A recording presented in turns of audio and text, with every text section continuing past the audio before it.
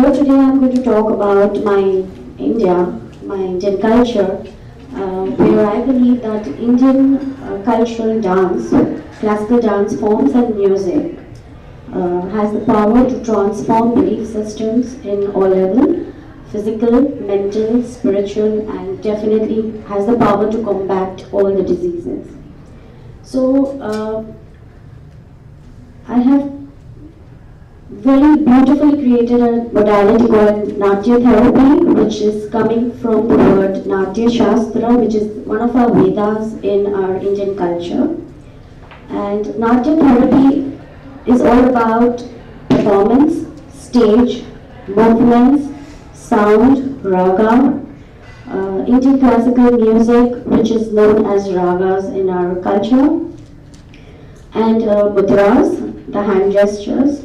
So I'm going to introduce a little bit of all to you all and try to impart this knowledge that how we can transform not only at a physical level, but definitely lot of mental and emotional issues which we are struggling from our childhood, or say it our core beliefs which we've not been able to tap it.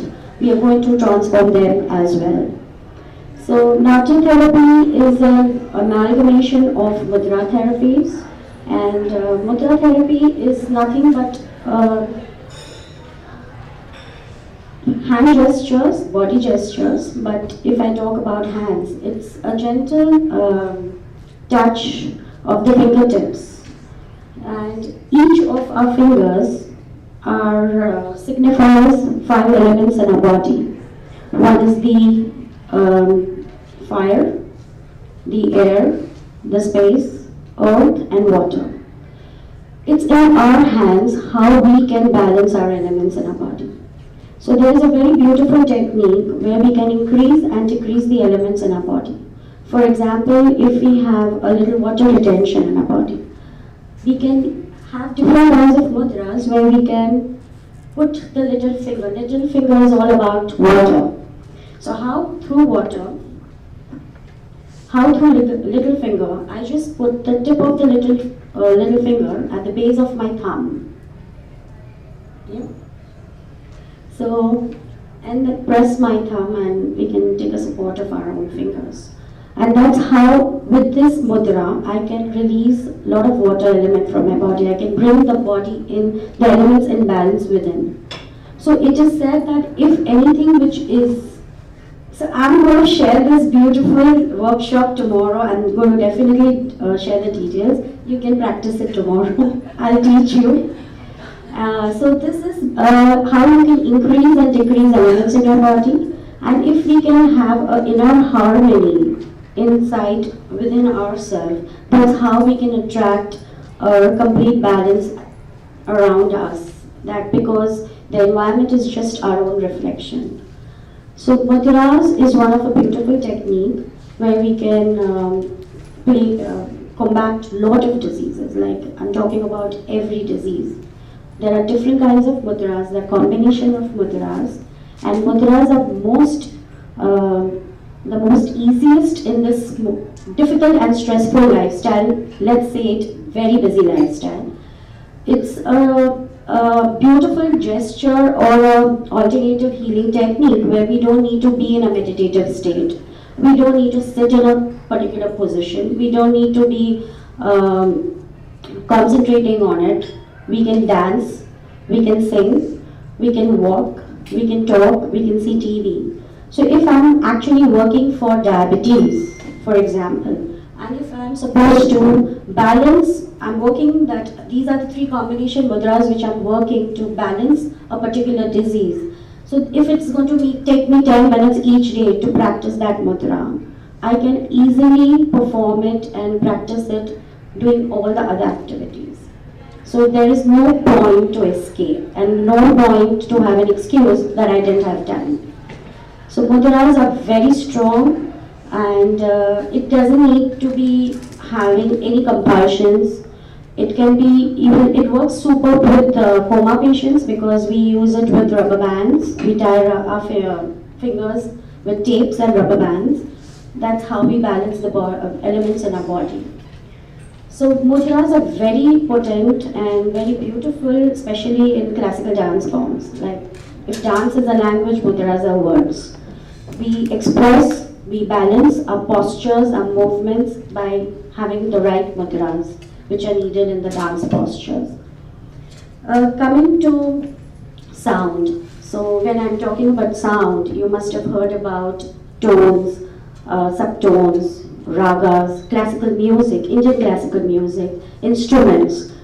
Indian classical music, we work on, like, everybody must have heard about ragas. So ragas are compositions of beautiful notes which are already designed by our ancient sciences and researches done by the scholars, that which tones and notes are composed in such a way where these beautiful compositions are done, where the sound coming from each tone travels to your layers of your body, and where the matter is least concentrated, it changes the molecular structure of the body. Especially if you are treating your knees, your spine, your back, or you're going through some kind of health issue or mental issues. Sound is beautiful, it's very potent in process of healing. And sound is, of course, ragas are beautifully comprised. I mean, they are already structured in a way where we hear it, and that's how we evoke and our emotions are surfaced. So like if we are going to a club, and if we hear some kind of a divine music, you don't want to hear that music in a club.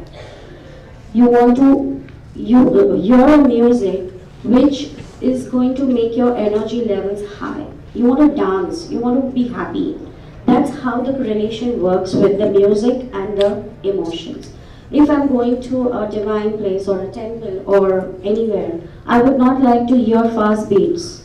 I would like to hear a rhythm which is slow, a specific tone and a specific rhythm which is going to again trigger by those emotions and surface them, and that's how my gestures and my actions will work in that particular situation. So music, sound, movements, coming to movements. Again, like we have different kinds of movements which at a conscious level trains and programs the subconscious mind.